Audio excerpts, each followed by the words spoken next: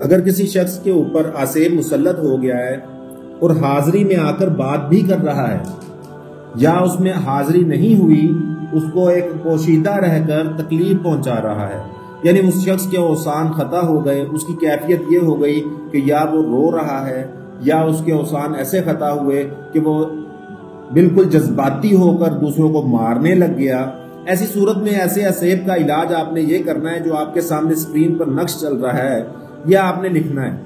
لکھنے کے بعد ایک چراغ لیں، اس چراغ میں آپ روغن تلخ ڈال لیں، یعنی روغن تلخ آپ کو پنسار کی دکان سے مل جائے گا۔ چراغ کو مریض کے سامنے رکھ کر اس کے اوپر آپ آگ جلا دیں۔